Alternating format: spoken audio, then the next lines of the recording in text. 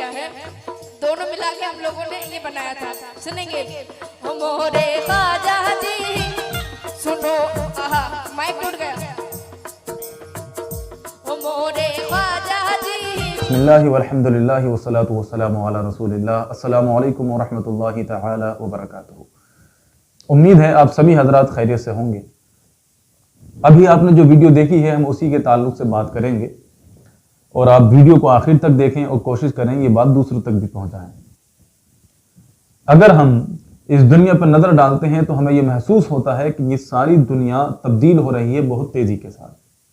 चाहे वो कोई कंपनी हो, इंडस्ट्री हो, फैक्ट्री हो, तंजीम हो, संगठन हो, कोई कौम हो, वो अपने आप को बेहतर से बेहतर बनाने की कोशिश कर रहे हैं। यूं कह लीजिए कि दुनिया जागी हुई है और हर कौम के पास उसके फ्यूचर को लेकर कुछ ना कुछ प्लान। दुनिया की हर कौम जाग चुकी है, लेकिन अगर कोई नहीं जागा है तो वो है मुसलमान। आप जरा खुद सोचिए, दीन का कौन सा हुक्म है जो मुसलमान तक ना पहुंचा हो? कुरान का कौन सा फरमान है जो मुसलमान तक ना पहुंचा हो? मस्जिदों के मिंबर पर, जुम्मों के खुतबों में, जलसों में, यूट्यूब पर, फेसबुक पर, सोशल मीडिया पर, हर जगह लाखों मुबल्लिगीन हैं जो दीन की बातें समझा रहे हैं।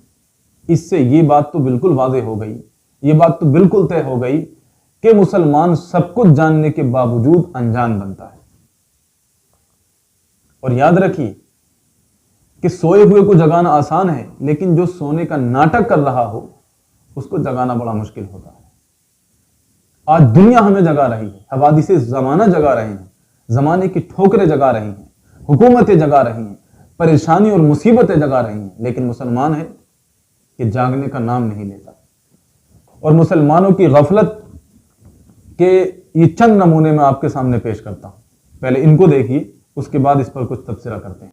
ओ मोरे ख्वाजा जी सुनो महाराजा जी। और इसमें थोड़ी लाइन उस्ताद रईस मियां ने मुझे दिया है, दोनों मिला के हम लोगों ने ये बनाया था। सुनेंगे? ओ मोरे ख्वाजा। देखिए, हमें किसी से जाती कोई दुश्मनी नहीं। कोई जितनी दौलत कमाना चाहता है कमाए, जितना पैसा कमाना चाहता है कमाए, हमें उससे कोई लेन देना नहीं है, कोई सरोकार नहीं है। हमें तो सिर्फ इस बात का दुख है कि ये काम ख्वाजा गरीब नवाज के नाम पर न किए जाए। मर्द और औरत का मुकाबला, उनकी शायरी, उनकी कव्वाली, ये अल्लाह के किसी नेक बंदे के मज़ार पर लाकर न किया जाए। शेख चुल्ली को मज़ारों पर न बुलाया जाए, वलियों के नाम पर न बुलाया जाए। ये जो काम किए जा रहे हैं ये दीन के नाम पर ना किए जाएं, सुन्नत के नाम पर ना किए जाएं। हमको सिर्फ इस बात का दुख होता है कि ये अल्लाह के वली जो रातों दिन खुदा की याद में रहते थे, मुराकबे में रहते थे, दुनिया से कोई मतलब नहीं था, आज दुनिया की सारी बातें, दुनियादारी की सारी बातें इनके मज़ारों पर की जा रही हैं। हमें तो सिर्फ इस बात का दुख है, हमें तो सिर्फ इस बात का अफसोस है। अब जरा देखिए, पहले वो औरतें जो कभी मेलों में नाच गाने के लिए आया करती थीं, आज वो मज़ारों पर नाच पढ़ने के लिए आ रही हैं, कव्वाली गाने के लिए आ रही हैं। दिल ना दुखेगा तो कैसे नहीं दुखेगा? अफसोस ना हो तो क्यों ना हो? बेकरारी और बेचैनी ना हो तो क्यों ना हो? और जो भी जिसके दिल में भी ईमान जिंदा है, यकीनन वो ये चीजें उसको बर्दाश्त नहीं होंगी। हर साल इनको बुलाने में जितना खर्च आता है उतने खर्च से 10 यतीम बच्चे पाले जा सकते हैं, कई गरीब बच्चों की शादियां की जा सकती हैं।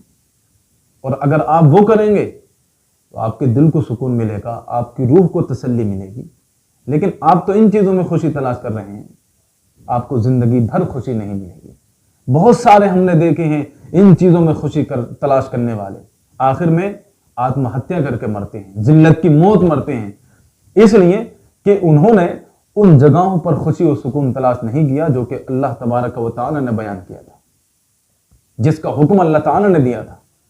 किसी इंसान ने सोचा कि वो दुनिया की लज्जतों में खुशी पा सकता है और वो उसमें मुलव्विस होकर रह गया। किसी ने सोचा कि वो दौलत के जरिए खुशी पा सकता है और ये ना सोचा कि दौलत खुद कितनी परेशानियां लेकर आती है।